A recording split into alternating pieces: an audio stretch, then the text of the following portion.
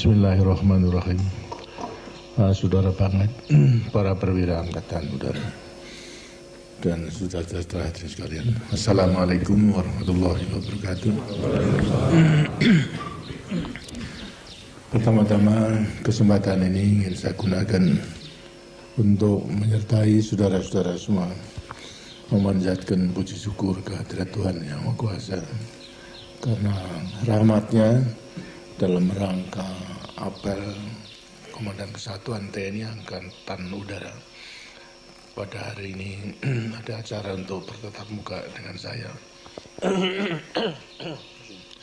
khususnya di Tapos ini, karena itu saya sampaikan selamat datang di Tapos ini. Barangkali para perwira pun juga telah banyak mendengar mengenai soal Tapos, melihat dari TV dan juga di surat-surat kabar, bahkan juga banyak yang memberitakan, dan biasanya ada yang memberitakan positif, tapi juga ada yang memberitakan dengan tujuan yang negatif karena mereka tidak mengetahui keadaan sebenarnya daripada Tapos ini, karena memikirkan ini peternakan dari presiden. Padahal sebetulnya bukan peternakan presiden, ini peternakan daripada anak-anak dari saya yang saya bonceng untuk mengadakan riset dan penelitian. Dengan sendirinya lantas sekarang digambarkan adanya istana yang mewah, kemudian lantas adanya, karena terlalu jauh dari mana, dari Jakarta, adanya helipad dan sebagainya, kemudian kolam renang dan juga ada golf course khusus untuk olahraga golf di Tapos ini. Yang semuanya tentunya nanti saudara bisa melihat sendiri semuanya itu ada atau tidak. Sebab memang ada yang termakan oleh isu-isu itu. Pernah terjadi daripada pejabat tinggi sampai datang kemari tanpa saya dengan dirinya menanyakan kepada petugas di mana tempat istananya dan sebagainya, di mana tempat daripada helipadnya. Ditanyakan ya tidak ada, hanya rumahnya rumah kecil yang itu yang saya gunakan tempat istirahat menunggu. Dan barangkali yang dikatakan helipad itu tempat penjemuran kopi, seperti yang gitu. Kemudian juga daripada kolam renang juga memang ada bak panjang. Jadi bak panjang tersebut untuk menampung air, untuk persediaan minum dan mencuci kandang gitu ya. Dan ketika golf course-nya memang ya lapangan rumput, tentunya luas, disangkanya fairway-nya daripada sehingga hampir tidak percaya, tapi setelah dibuktikan yang mengatakan ya semuanya tidak ada, barulah mereka itu mengerti daripada semuanya. Ini semuanya saya mau tahu bahwasanya memang dengan maksud untuk mendiskreditkan daripada keluarga dengan saya, tapi tidak apa bagi saya dan merupakan satu saya gunakan sebagai satu ujian sampai di mana dalam menghadapi semua isu-isu yang negatif tersebut. Isu tersebut sebetulnya sudah merupakan suatu penfitnahan, tapi karena kami percaya kepada Tuhan Yang Maha Kuasa, dengan sininya juga akhirnya mana yang benar, yang baik itu akan kelihatan, yang jelek itu akan nampak pula. Yang dalam bahasa Jawa itu adalah becik ketitik olok toro katanya begitu. Ini saya serahkan kepada Tuhan Yang Maha Kuasa. Karena itu sekali lagi saya terima kasih bahwasanya saudara-saudara nanti akan turut menyaksikan. Mudah-mudahan nanti kalau masih ada isu-isu demikian bisa turut mengatakan bahwasanya itu tidak benar daripada semuanya itu. Dalam ini hari saya berhadapan dengan perwira-perwira Angkatan Udara. Bagi saya teringat suatu peristiwa 49 tahun yang lampau pada waktu revolusi itu pecah. Tanggal 17 Agustus 1945 proklamasi dikumandangkan oleh Bung Karno Bung Hatta atas kemerdekaan daripada negara Republik Indonesia. Pada waktu itu saya terakhir menjadi ajudan komandan kompi, staf komandan kompi daripada PETA dan melatih, tapi tidak di satuan tapi di pusatnya, itu di markas besarnya di Madiun. Dan kemudian pada setelah proklamasi kurang lebih 2 hari semuanya telah dibubarkan PETA dan saya kembali ke Jogja. Tanggal 23 Agustus itu adalah diumumkan adanya maklumat daripada pemerintah dan negara Republik Indonesia yang baru mengenai pembentukan daripada Badan Keamanan Rakyat BKR. BKR tanggal 23 Agustus dari beberapa hari, karena dipandang perlu untuk segera mempunyai kekuatan dalam rangka mengamankan negara Republik Indonesia yang telah diproklamirkan itu. Dan semua pemuda-pemuda dianjurkan untuk bergabung kepada Badan Keamanan Rakyat. Tidak lupa dengan hasilnya, semua bekas peta dan juga bekas NIL dan juga Lisyun dengan hasilnya menggabungkan di daerah-daerah itu menjadi anggota daripada Badan Keamanan Rakyat BKR tersebut. Susunannya belum sampai susunan kesatuan, tapi susunannya adalah satuan organisasi, dari ketua, wakil ketua, bendahara, sekretaris, dan kelompok-kelompok daripada keseluruhannya. Tugasnya apa pada waktu itu? Kita karena memang tidak mempunyai senjata, tentunya pertama-tama mencari senjata. Jadi mencuri senjata dari Jepang dan lain sebagainya, sampai main koboi-koboinan itu pokoknya boleh senjata. Di sampingnya itu juga melakukan diplomasi kepada Jepang yang masih ada. Karena di Jogja pada waktu itu ada 4 batalion yang ukuran sekarang. Dulu namanya Daedang, 4 Daedang, lengkap dengan senjatanya. Setelah peta dibubarkan, senjatanya memang dikumpulkan oleh Jepang di Kota Baru, di gudang, gitu, yang juga di situ tempatkan daripada salah satu batalion daripada Jepang. Kita bekas peta maupun juga yang senior mengadakan diplomasi kepada artinya pemerintah dan juga daripada satuan Jepang pada waktu itu, tapi tidak diberi, gitu, tidak diberi. Tapi terus didesak, terus mulai Agustus terus kita usahakan, samping mencari senjata ke sana kemari, tapi juga karena memang ada di gudang banyak bekas 4 batalion, kita usahakan untuk dapat sampai kepada pengumuman mengenai pembentukan daripada TKR itu, atau BKR kemudian TKR tanggal 5 Oktober belum diberikan. Maka kita putuskan pada waktu itu, secara kebetulan saya ditunjuk sebagai wakil ketua daripada BKR di Yogyakarta. Ketuanya adalah Saudara Slamet, namanya, orangnya besar, bekas Sudan Bola. Kemudian pada waktu itu beliau sedang ada di Madiun, tapi kita mendesak kepada Jepang untuk menyerahkan, tidak mau. Akhirnya saya memutuskan sebagai wakil ketua untuk mengadakan serbuan terhadap Jepang yang ada di Kota Baru, dengan merahkan semua pemuda dan rakyat. Padahal kita senjatanya baru sedikit sekali, kecuali daripada kepolisian. Dari kepolisian masih lengkap, itu yang kita pinjam dan juga kita ajak untuk melucuti daripada Jepang. Bagi saya sendiri baru bisa mengumpulkan 12 senjata pada waktu itu. Tapi dengan gerakan daripada rakyat yang berteriak terus-menerus, itu kepung, serbu dan sebagainya, dari deadline-nya pada waktu itu jam 10 malam. Kalau tidak diserahkan, kita serbu. Kemudian kita serbu 1 malam. Akhirnya kita bisa berhasil dengan korban 21 pemuda yang gugur. Itu karena menyerang mulai daripada daerah terbuka. Barangkali kalau saudara yang di Jogja pernah menggambarkan, di Kota Baru sekarang itu dekat Lempuyangan, atau stasiun Lempuyangan, itu terbuka, dan mereka nyerangnya di sana. Mitraliernya sudah di atas, dekat dirinya, banyak daripada korbannya, 21 daripada pemuda maupun bekas peta. Saya sendiri menyerang daripada sebelah timur karena temboknya ada dan kampung. Tapi syukur alhamdulillah bisa berhasil, akhirnya mereka menyerah. Dengan yang kita usahakan senjata, jadi gudang kemudian kita buka, lantas kita angkut menuju ke benteng di muka gedung negara tersebut. Di sana kita kumpulkan, maksudnya agar supaya nanti segera bisa kita susun satuan-satuan tempur dengan perlengkapan minimal adalah 4 batalion itu, termasuk senjata beratnya, senjata ringan, kemudian lantas senjata pendek, maupun juga mitrailleur, mortir dan sebagainya, kita bawa ke sana. Kurang lebih sampai jam 2 pada waktu itu sudah selesai. Lantas saya kembali ke ke benteng tersebut. Alangkah terkejutnya saya, apa sebabnya? Senjata yang saya kirim ke sana oleh teman-teman, oleh kawan-kawan disangkanya pertempuran itu masih ada, dibagi kepada pemuda-pemuda, dibagi habis ya. Sehingga saya betul-betul nangis pada waktu itu. Sedang memang saya rencanakan untuk menyusun pasukan. Entah gimana di tangan daripada pemuda, tapi senjata ringan saja, senjata brand sampai kepada mitrailleur dan mortir tidak. Tapi yang penting justru daripada senjata ringan itu. Secara kebetulan kemudian terjadi peristiwa di Semarang. Jadi saya pikir pada waktu itu tidak mungkin itu, semangatnya ingin berjuang, pemuda memegang senjata diminta begitu saja tidak mungkin.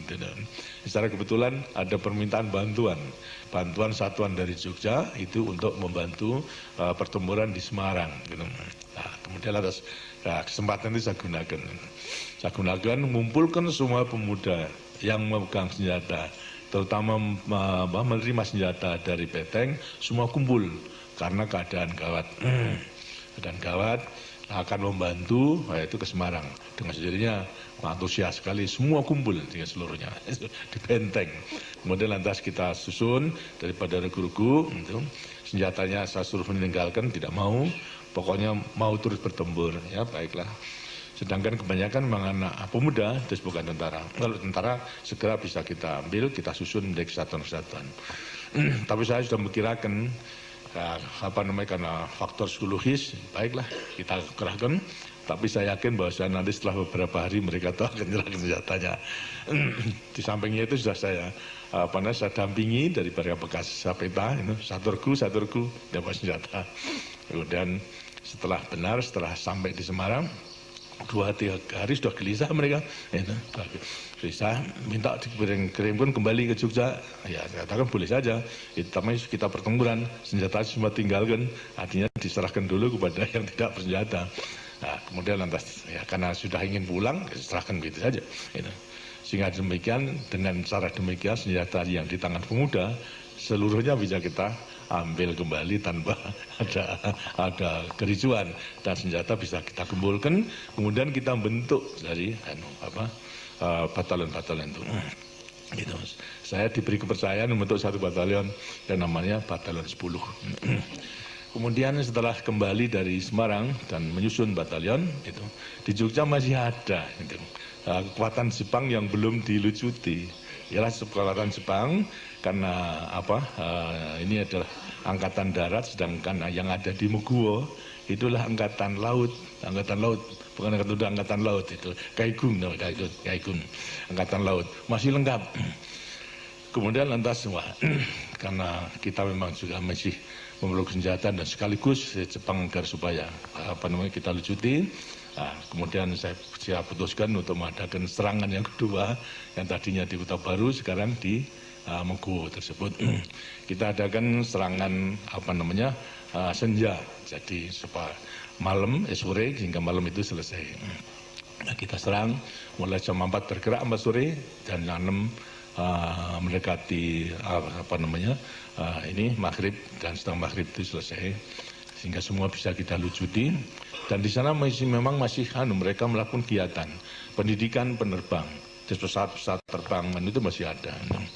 Malam itu juga kita kirim, terus ketua sudah PKR sudah datang, saudara Mas Slamet, kemudian lantas sekarang mencari saudara Adi Sucipto di Salatiga, cari maksudnya ya untuk masih mencoba. Nah, kita sudah memperkirakan akan bisa merebut itu, kemudian lantas sekarang bisa terbang atau tidak, ini bisa. Kemudian pagi hari, sore, malam, kami bisa kontak dengan Jepang yang ditahan, daripada teknisinya bisa saya tahan itu, untuk kemudian pagi-pagi benar-benar ke lapangan, ke landasan. Mereka masih tadinya sibuk memperbaiki daripada pesawat-pesawat latihan, dan memang masih ada yang bisa terbang itu.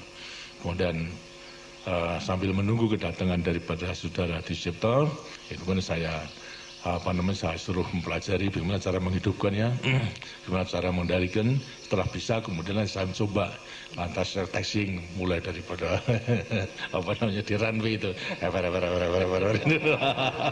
tapi hanya taxiing saja, tidak bisa terbang, terbang. Kemudian setelah begitu jam 7 seperempat dan setengah 8 sudah datang, betul. Sudah pakai petnya terbang itu sama sarung tangan.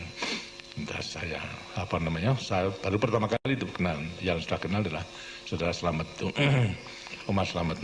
Kemudian lantas saya serahkan, ini keadaan begini, ini kira-kira mesin bisa terbang enggak? Gitu. Dia memeriksa dan sebagainya. Saya mengatakan, ini sudah saya coba, ini saya ternyata gitu. Dan dia mencoba, akhirnya dan katakan berani terbang. Coba nih, kita sudah berdebar-debar, wah bisa terbang atau tidak, itu akhirnya terbang betul. Wah, kita senang jauh kan, Saudara Adi Sucipto. Terbang yang pertama, kemudian lantas terbang berikutnya untuk memperingati hari Sumpah Pemuda tanggal 28 Oktober. Lantas pada saat itu jangan saya serahkan, ini saudara, itu saya di sini tidak mencari pesawat terbang, tapi mencari senjata sama Jepang itu. Pesawat terbang lain yang ada, saya serahkan kepada saudara dengan pemuda-pemuda udara pada waktu itu telah dibentuk, terserah mau diapakan itu. Dan seluruhnya saya serahkan gitu. Masih ada puluhan pesawat terbang.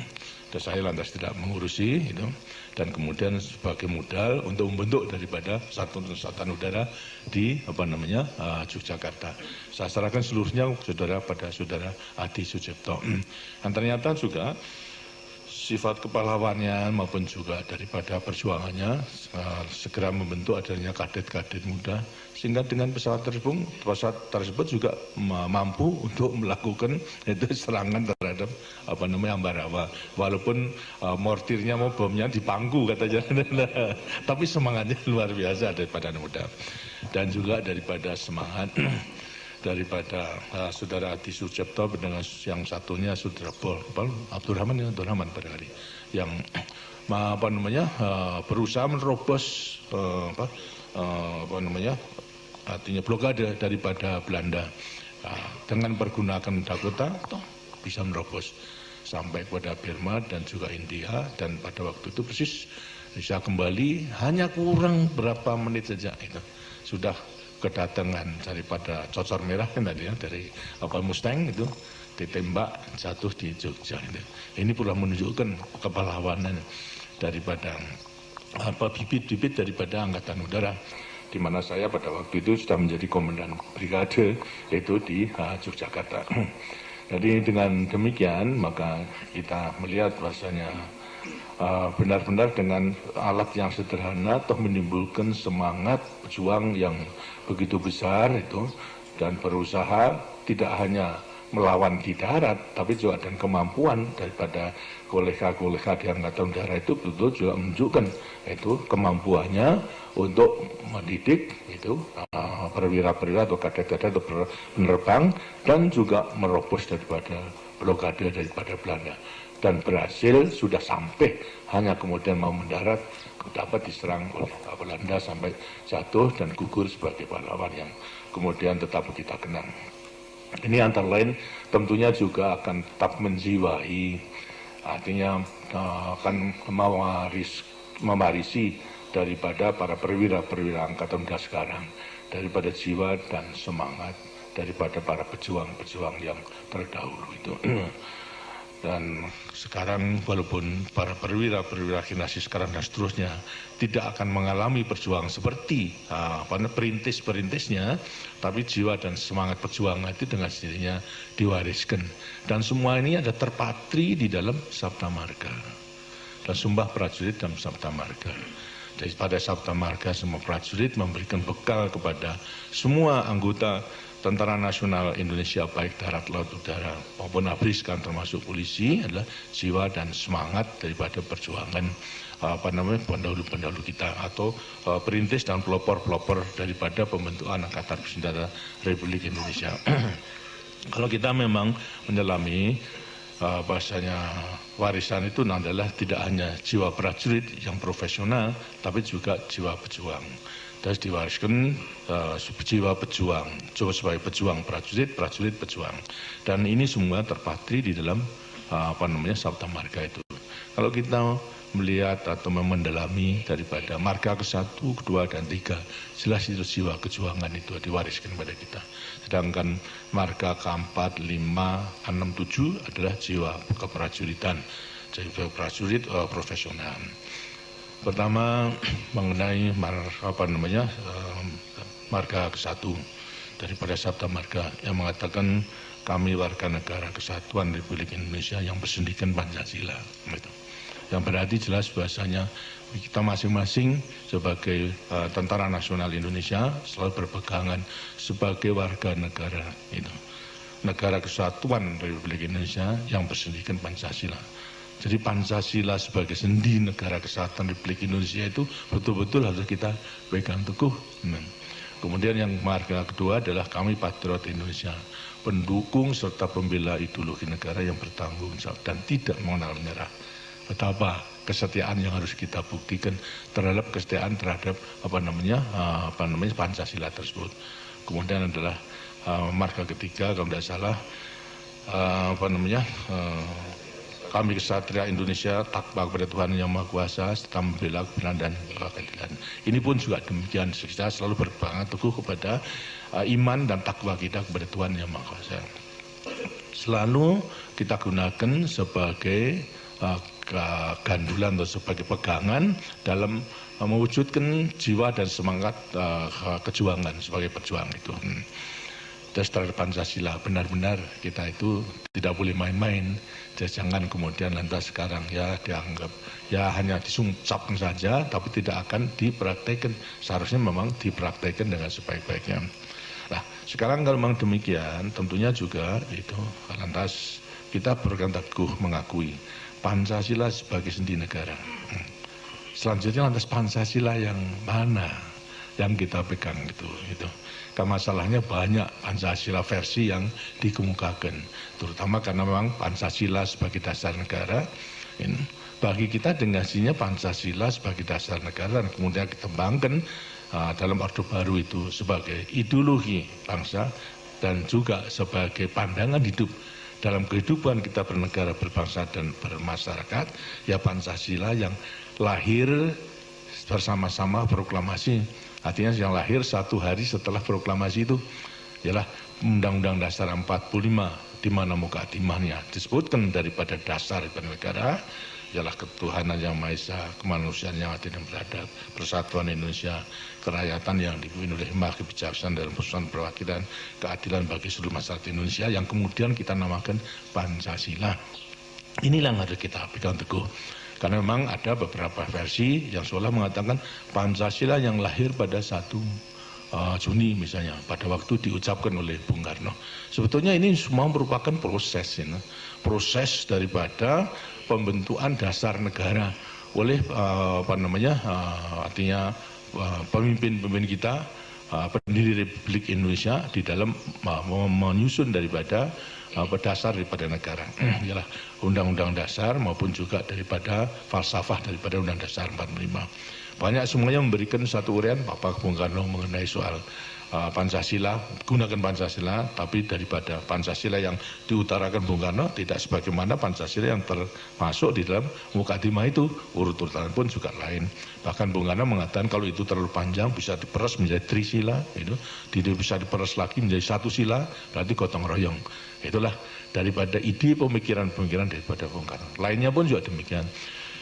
Muhammad Yamin, kemudian lantas Pak Tongmo juga semua mengajukan daripada semua, dan akhirnya sebetulnya apa yang pada persidangan yang pertama daripada panitia adalah mengenai lahirnya Jakarta Charter itu, di mana sila pertama sebetulnya disantumkan ketuhanan dengan kewajiban menjalankan syariat Islam bagi pemeluk agama Islam itu. Nah, setelah disusun sebetulnya, tapi kemudian persis akan diproklamasikan sudah dan akan disahkan, kemudian ada yang tidak setuju, terutama Indonesia bagian timur, dari kawasan timur, Kalau itu tetap dilaksanakan, maka tidak akan mengikuti, berarti perpecahan. Jadi proklamasi tidak akan didukung oleh persatuan-kesatuan seluruh wilayah negara Republik Indonesia yang telah kita proklamirkan itu. Akhirnya dengan segala kebijaksanaan termasuk pula daripada pemuka-pemuka agama Islam, dan ulama-ulama dan sebagainya, semuanya bisa dihilangkan, diganti dengan ketuhanan yang Maha Esa. Jadi mengenai dengan kewajiban syariat Islam dicorek seluruhnya. Inilah merupakan satu kebijaksanaan, suatu jiwa besar yang ditunjukkan oleh para ulama. Saya kira bisa mengerti para ulama begitu bisa menerima apa sebabnya. Ya karena masalahnya sebetulnya yang mengaku agama Islam itu sebenarnya wajib untuk menjalankan syiarnya. Tapi dalam rangka ketuhanan yang Maha Esa sebetulnya merupakan tauhid daripada Islam itu sendiri. Hanya mengakui satu Tuhan. Dan Tuhan yang Maha Esa. Kita itu hanya mengetahui satu Tuhan, dan juga daripada umat Islam mengakui Nabi Muhammad itu sebagai Nabi utusan Rasulnya itu. Dengan syahadat yang kita ucapkan bagi mereka yang beragama Islam. Kemudian dengan demikian diputuskan lahirlah Undang-Undang Dasar 45 dengan Pancasila sebagaimana yang tercantum di dalam mukadimah daripada Undang-Undang Dasar 45 itu. Oleh karena itu bagi kita tidak ada lain yang kita terima sebagai Pancasila sebagai sendi negara yang kemudian harus kita bela, ya Pancasila yang lahir satu hari sesudah proklamasi itu, pada tanggal 18 Agustus 1945. Yang kemudian mengalami daripada berbagai perubahan karena memang perjuangan kita menghadapi pembentukan daripada Republik Indonesia Syarikat, kemudian lantas kalau berubah undang-undangnya, lantas undang dasarnya, lantas juga menghadapi daripada ini mengenai pembentukan negara Republik sementara dengan undang-undang dasar pun juga berubah, dan kemudian lantas ini merupakan undang-undang dasar sementara. Dan kemudian untuk dapat menyusun undang-undang yang tetap diadakan pemilihan anggota Dewan Konstituan dan kemudian bersidang untuk menentukan mengenai undang-undang dasar dan haluan garis besar undang-undang dan juga daripada falsafahnya. Tapi ternyata 4 tahun tidak ada berhasil. Karena sama kekuatan tidak bisa menentukan, tidak pernah mencapai 2/3 dari forum yang harus menentukan mengenai sahnya daripada undang-undang dasar yang baru yang perlu mengganti daripada undang-undang dasar. Akhirnya lantas sekarang ya perjuangan kita tidak bisa terus-menerus menunggu Dewan Konstituan untuk menyusun undang-undang dasar, lantas diputuskan kembali kepada Undang-Undang Dasar 45 dengan dekret daripada Presiden itu. Yang sekarang dengan sininya lantas karena sudah didekretkan Dewan Konstituan tidak bisa menyusun daripada Undang-Undang Dasar tetap yang masih berlaku dari Undang-Undang Dasar sementara Republik. Sekarang didekretkan kembali kepada Undang-Undang Dasar 45. Dan yang menjadi pegangan daripada kehidupan kita bernegara, berbangsa dan bermasyarakat adalah Undang-Undang Dasar 45 dengan Pancasila yang tercantum di dalam mukadimah tersebut. Inilah yang saya kira perlu kita pegang teguh, yang kemudian lantas kita laksanakan.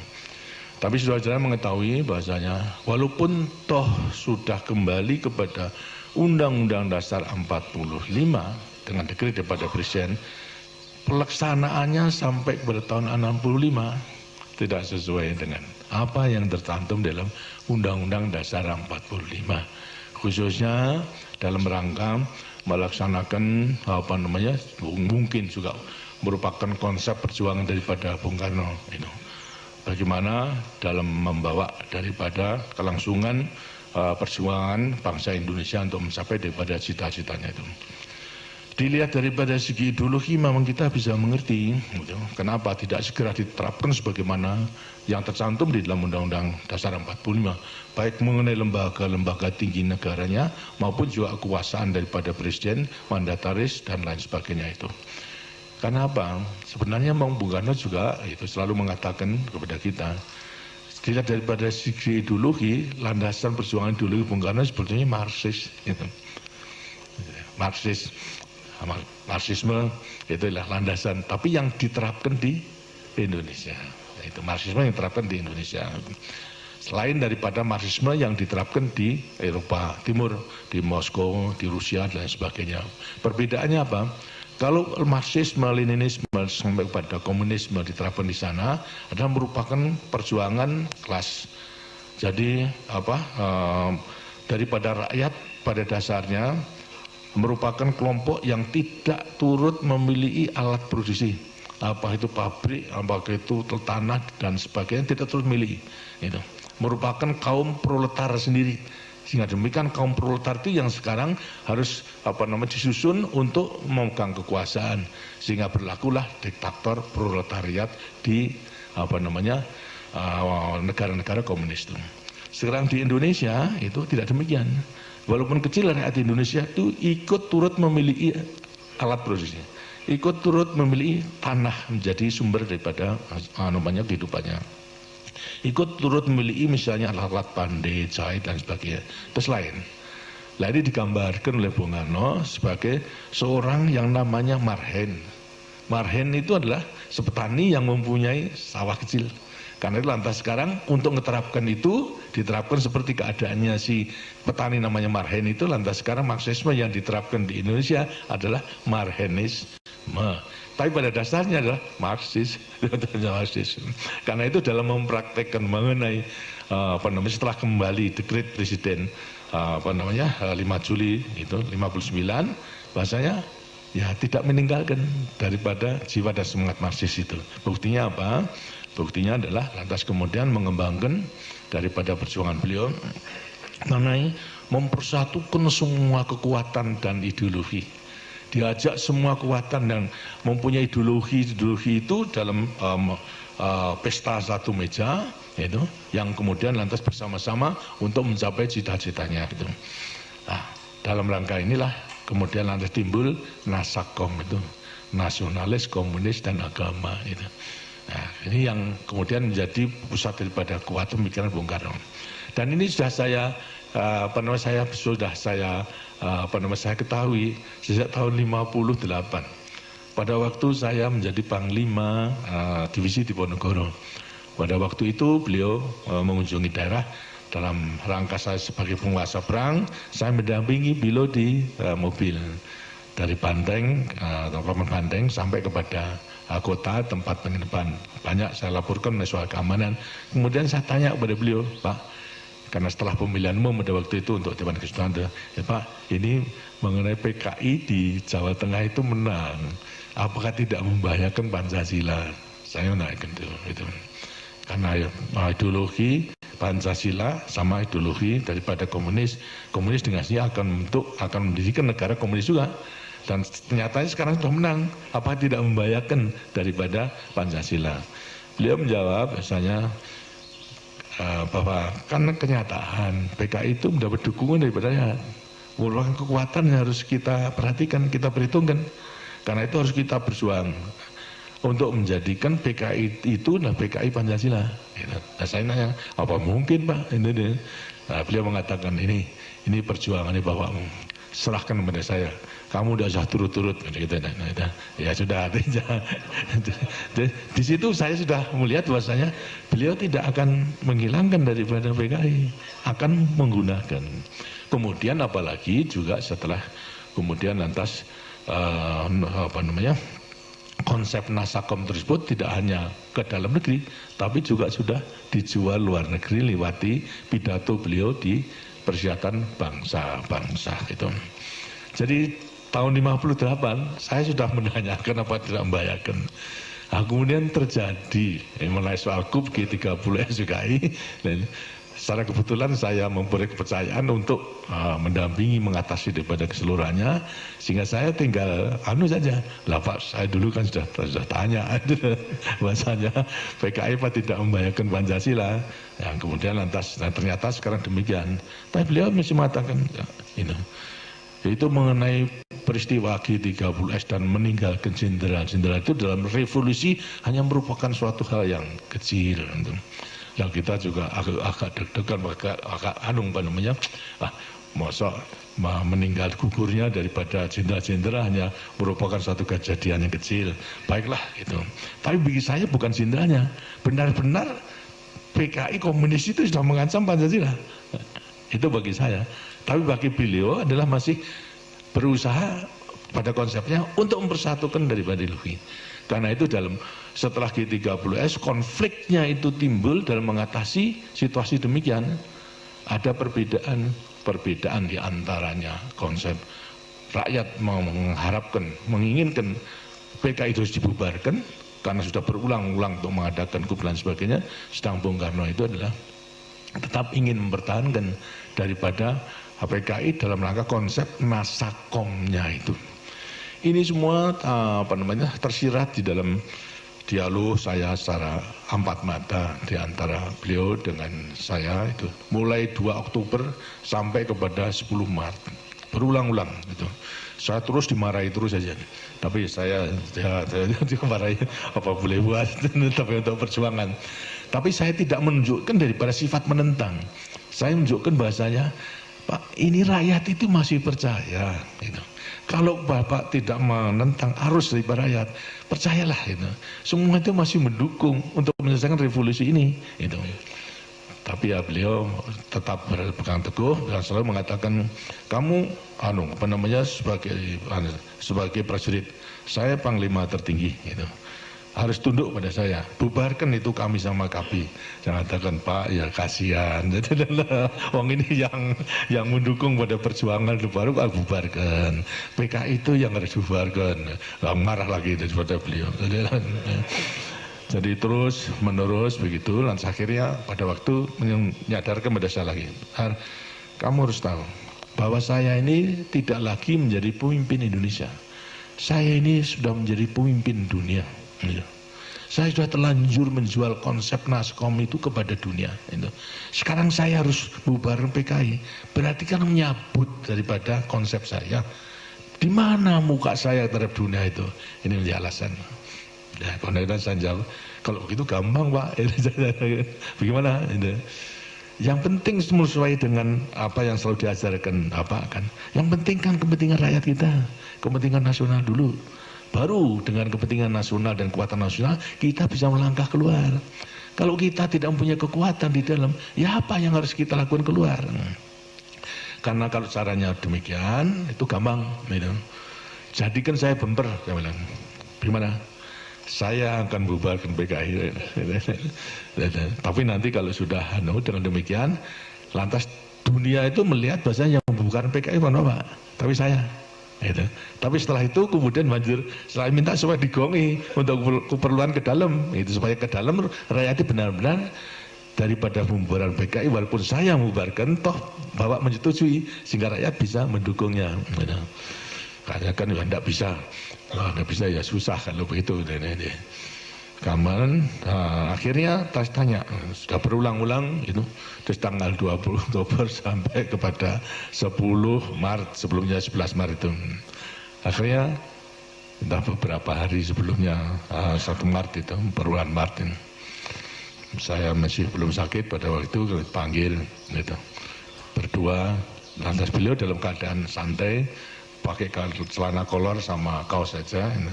Saya mel itu ada apa, lantas saya ya minum dan sebagainya.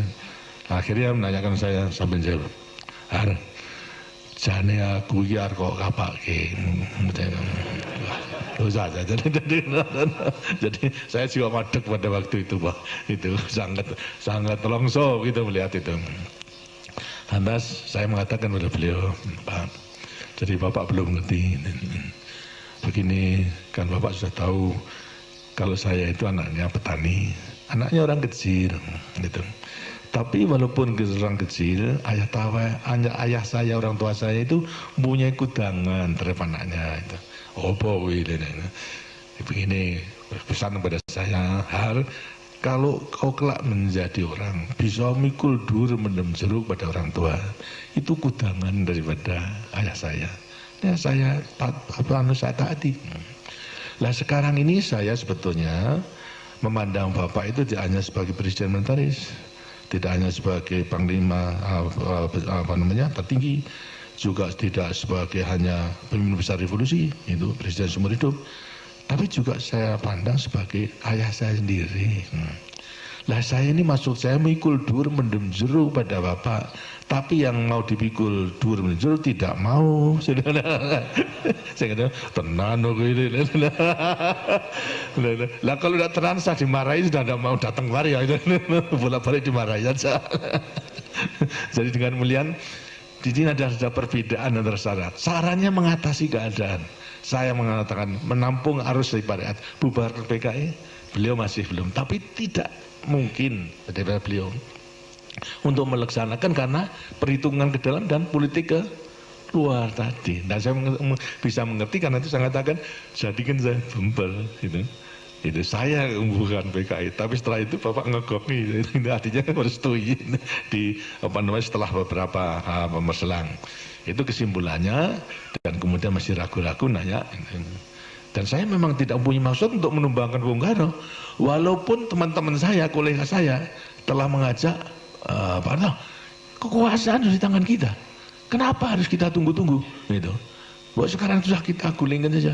Saya mengatakan, maafkan, saya tidak mempunyai pikiran ke situ, karena saya tidak mau meninggalkan sejarah titik hitam dalam kertas putih kepada kehidupan angkatan perang kita. Saya tidak mau untuk mengajak kepada anak buah untuk merebut kekuasaan, saya tidak mau. Tapi kalau saudara-saudara mau, silakan. Saya tidak turut. Akhirnya tidak ada yang mau. Jadi tidak mau. Sekarang kita harus menyelesaikan semua itu secara konstitusional. Ya memang lama, tapi inilah jalan yang harus kita tempuh. Akhirnya semua setuju, hanya yang mengatakan yang kritik pada saya terlalu falsafah Jogja, yaitu seperti Andong, alan-alan asal pelakon gitu loh. Ya apa boleh buat aja, tapi yang mereka tidak mengerti. Yang penting itu kan kelakonnya itu, jadi kelakonnya dengan berhasil, bukan alon-alonnya, kelakonnya itu dan berhasil. Ya karena mereka salah menafsirkan, sehingga kemudian terjadi pada 11 Maret sidang kabinet. Di situ ada pemberitaan mengenai soal istana sudah dikepung oleh pasukan yang tidak dikenal. 10 Maret, enggak 11. 12 11 Maret itu keluarnya kan 11 Maret ketika itu kan 11 Maret itu kemudian lantas ada demikian sampai Bung Karno kemudian ke Bogor dalam keadaan sangat memprihatinkan, disusul dengan Waperdam keseluruhnya dengan helikopter ke Bogor. Kemudian di antara 3 perwira, yang 2 menjadi menteri, yang 1 adalah Panglima Kodam, sama Pak Basuki Rahmat, kemudian lantas Yusuf sama Amir Muhammad sebagai Panglima Kodam. Melihat situasi demikian, itu sangat memprihatinkan, mempunyai ide untuk untuk menemani Bung Karno ke Bogor. Gitu. Baik. Tapi karena masih ingat ada atasannya, sehingga lapor kepada saya. Saya dalam keadaan sakit pada waktu itu, memang di tempat tidur karena kumat. Tenggorokan, kalau sudah kumat sampai kepada kursen dan sebagainya, tidak bisa menghadiri sidang kabinet pada waktu itu. Kemudian datang ke rumah, menceritakan semua kejadiannya, minta izin untuk menemani Bung Karno di Bogor. Saya izinkan, silahkan, baik. Lantas tanya, pesan apa Bapak? Saya pesan 1, sampaikan salam dan hormat saya. Yang kedua, sampaikan kalau saya itu sakit, itu tidak bisa hadir tadi. Yang ketiga, sampaikan aja, kalau saya diberi kepercayaan, keadaan ini saya atasi. Itu saja. Terus tidak macam-macam. Jadi saya hanya mengatakan, kalau saya diberi kepercayaan, keadaan ini akan saya atasi. Dengan demikian, saya perhitungkan bahwasanya segala lamanya dialog antara beliau dengan saya itu, beliau sudah menangkap itu, Lantas ini berangkat. Setelah datang ke sana, ya lapor dan sebagainya, semua dimarahi dengan sendirinya. Saya menteri, kemudian sampai terjadi demikian.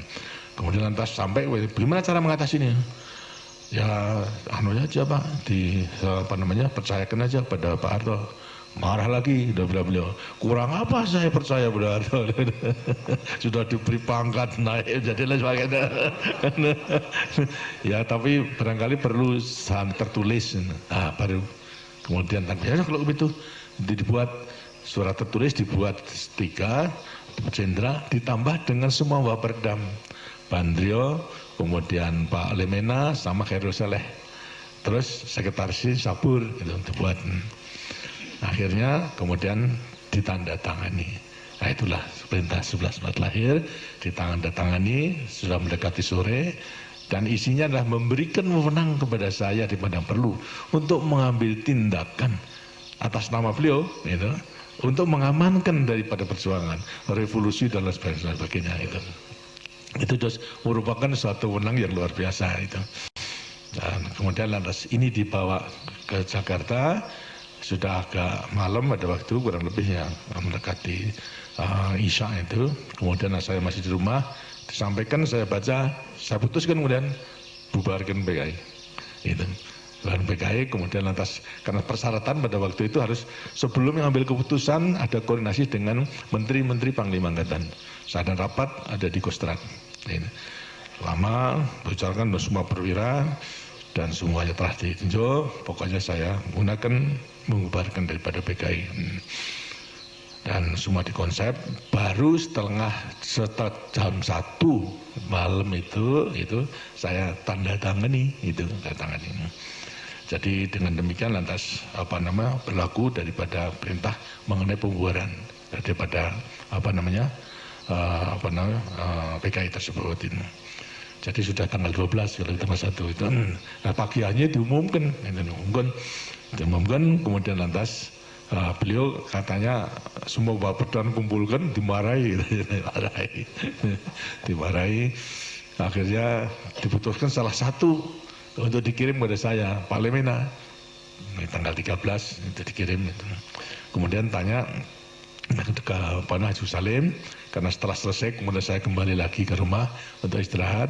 Karena Pak Lemena mengatakan, kalau saya manggil saya Mas Aldo, apa enggak keliru itu bubaran PKI itu?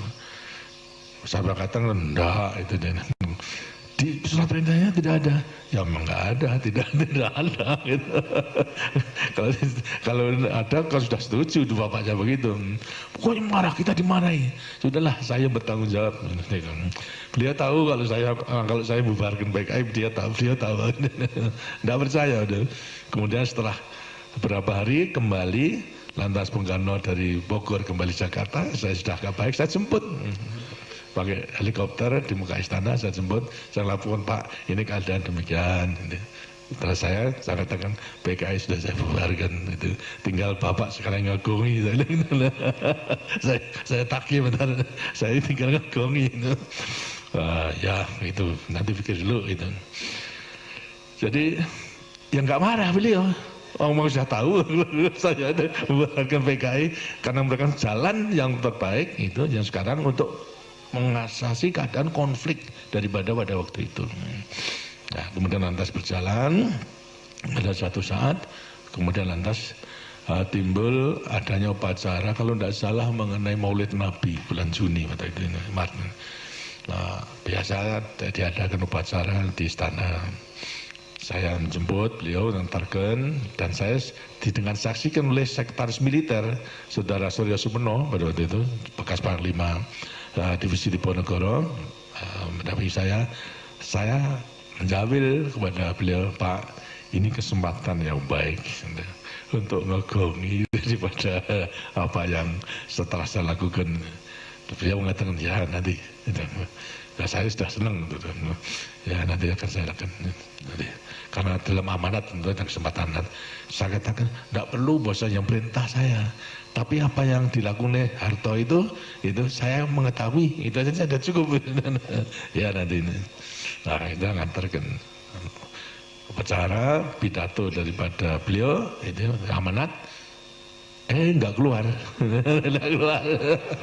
Enggak keluar itu. Kemudian atas santun lagi di jalanan di antara istana tanya, kok enggak keluar, Pak? Wah, lain kali ini. Ya sudah. Wah, ya susah gitu. Gitu.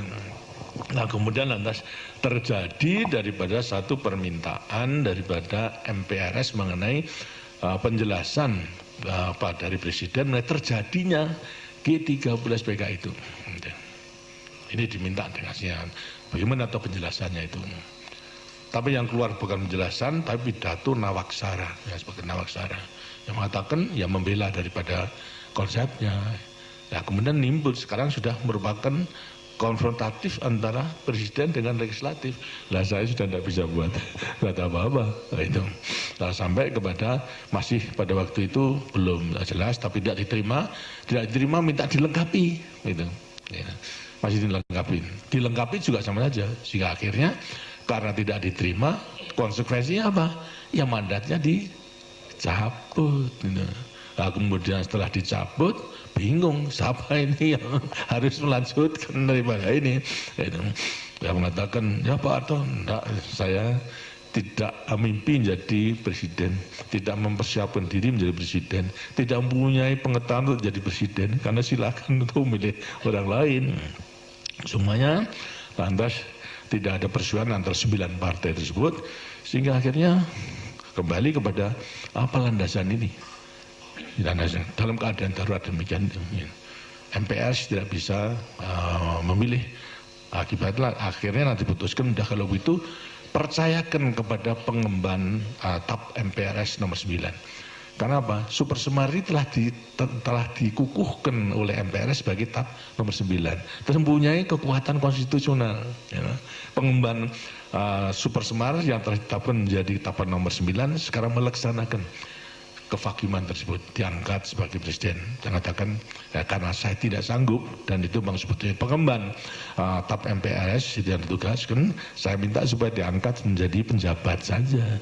Gitu. Jadi penjabat itu ada sejarahnya, karena saya tidak menyanggupkan diri untuk menjadi presiden. Gitu. Jadi pengemban TAP MPRS nomor 9 sebagai kelanjutan daripada Super Semar itu sebagai penjabat presiden. Gitu. Kemudian lantas saya terima yang dilaksanakan setelah 1 tahun, dan ternyata kemudian diangkat menjadi presiden. Walaupun juga MPRS pada waktu itu tahun 68, terus tahun 67-68 tidak bisa melengkapi dengan satu GPN, tidak bisa. Lantas wakil presiden juga belum diangkat, hanya presiden saja.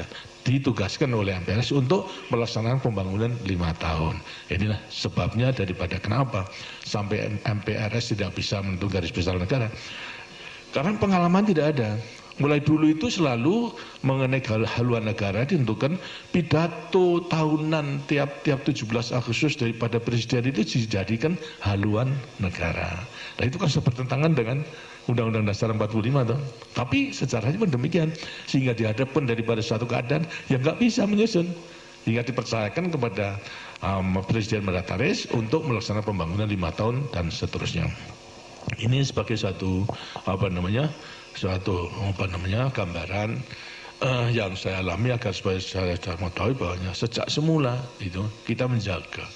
Jangan sampai ABRI itu melakukan satu tindakan-tindakan yang akibatnya seperti kejadian di Afrika, di Amerika Latin itu mengadakan perebutan kekuasaan sehingga sudah terjadi lagi timbul daripada perebutan kekuasaan sehingga akhirnya hanya terus begitu saja.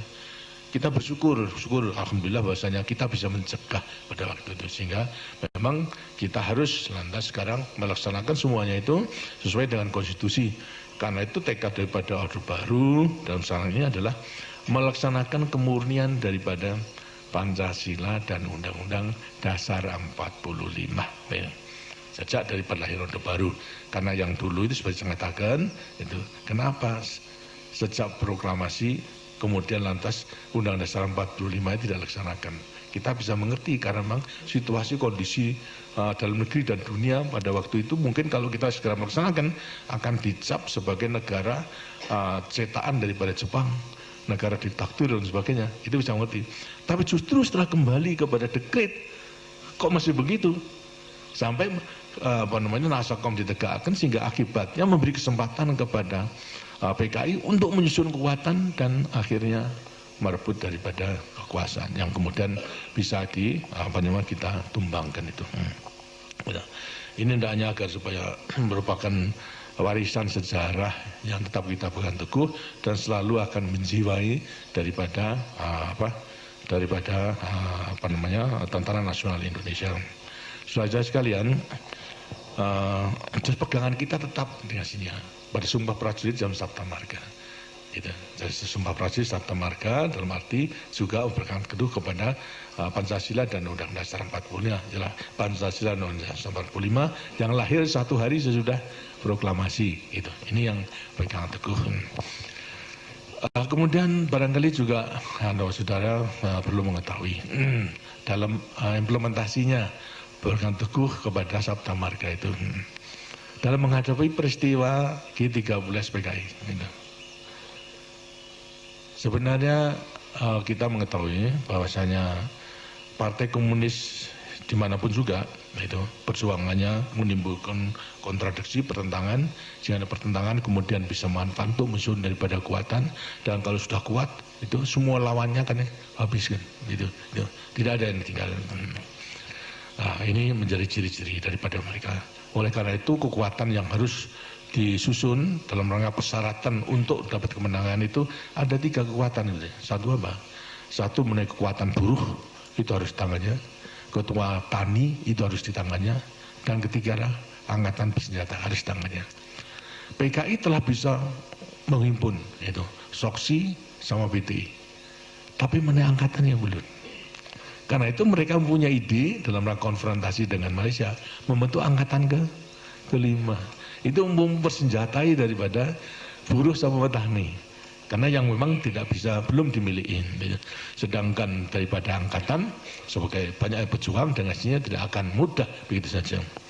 Karena itu ini tidak tercapai sehingga satu-satunya jalan itu sebetulnya karena apa? Terdesak oleh perhitungan waktu. Terdesak oleh perhitungan waktu pada waktu itu apa sebabnya? Terus mereka masih selalu menyandarkan kepada karisma Bung Karno, desakan unlinen terus kepada Bung Karno itu. Dan pada waktu itu ada berita kalau Bung Karno dalam keadaan sakit, diramalkan oleh dokter daripada RT, didatangkan kemungkinan ada 2, lumpuh atau meninggal. Nah, beliau daripada PKI mengatakan kalau ini terjadi sebelum dia kuasa akan hancur. Maka itulah ini sebelumnya terjadi diforsir, hanya angkatan saja belum, maka mengadakan infiltrasi terhadap angkatan darat yang punya kekuatan yang besar. Dan infiltrasi bukan baru, perwira-perwira yang dikerahkan itu sudah merupakan perwira yang dibina sejak tahun 45, seperti Untung. Itu karena dari Solo. Saya mengetahui bahwa Untung itu batalionnya, Batalion 44, Batalion Tigto, yang juga saya komandansimennya pada waktu itu telah diadakan indoktrinasi politik sejak tahun 45 oleh tokoh PKI yang namanya Alimin. Tokoh tertua setelah Tan Malaka itu adalah Alimin, kemudian baru Muso. Ini terus menerus sehingga setelah tahun 45 semua komandan regu ke atas itu politiknya, ideologinya adalah komunis gitu. Tapi dalam rangka memperbaiki kita latih dan sebagainya itu, apalagi pada waktu saya di Solo semua saya latih supaya dipisahkan di antara ideologi sama keprajuritan, dan itu berhasil. Tapi nyata terus dibina sehingga pada akhir membutuhkan, terdesak oleh keadaan, perwira-perwira inilah yang digunakan. Secara kebetulan semua sudah di Jakarta itu, dan memegang kunci-kunci yang penting karena memang rupa-rupanya ada persiapan ke arah situ. Jadi pada waktu pengumuman pertama bahwa Untung melakukan kegiatan itu untuk menghadapi gerakan Dewan Jenderal yang mengadakan coup terhadap Bung Karno, itu saya bisa baca itu Untung itu dulu PKI itu. Tapi dia mengatakan seolah gerakan daripada menghadapi Dewan Jenderal. Dengan Dewan Jenderal sebenarnya tidak ada. Yang ada itu Wanjakti, Dewan Jabatan dan Kepangkatan Tinggi, di mana saya duduk. Ya tidak pernah membicarakan mengenai soal politik, tapi mengenai soal jabatan sama kepangkatan aja. Dari situ sudah mengadakan menyalahgunakan itu. Kemudian lantas terjadi itu pada waktu itu adalah kalau dilihat dari versi kekuatan Saudara-saudara mengetahui bahwasanya susunan Kostrad dulu itu hanya kerangkanya saja. Komando Kostrad, komando tempurnya brigade. Batalon-batalonnya itu masih di kodam-kodam. Kalau diperlukan saja kemudian attach. Tapi kalau tidak diperlukan, saya sudah mempunyai kewajiban untuk melatih mereka itu menjadi satuan tempur yang baik. Jadi saya telah ada hubungan dan mereka melatih. Pada waktu menghadapi peringatan Angkatan Bersenjata tanggal 5 Oktober itu tahun 65 pada waktu itu, 3 batalion ditarik ke Jakarta dalam dihimpun dalam satu brigade untuk ikuti parade itu. Batalon 530 dari Jawa Timur, 454 dari Jawa Tengah, Batalon 328 dari Jawa Barat, semuanya parade. Lini antara lain 2 batalon itu telah digait oleh G13PK, tinggal 1 batalon saja. Karena itu saya usahakan supaya dipisahkan, 530 bisa dipisahkan. Tapi 454 tidak bisa, karena saya beri waktu pada waktu komandannya, komandan batalionnya ada di istana, wakilnya saya panggil, saya beri penjelasan sendiri bahwasanya kamu ditipu oleh untung ini, keadaannya demikian. Jadi kapalnya supaya sadar, sekarang kembali kepada Kostrad. Saya beri waktu, kalau jam 6 belum menyatakan kembali, ya terpaksa hadapan dengan Kostrad. Gitu. Akhirnya 5.30, jam 2 itu sudah gabung. Tapi 454 belum, sampai jam 6 meninggalkan. Tapi 2 kompi setelah jam 10 malam, dia menggabung, dan tinggal 2 kompi. Kemudian lantas terus mendukung daripada perjuangan kelanjutan daripada G13PK itu.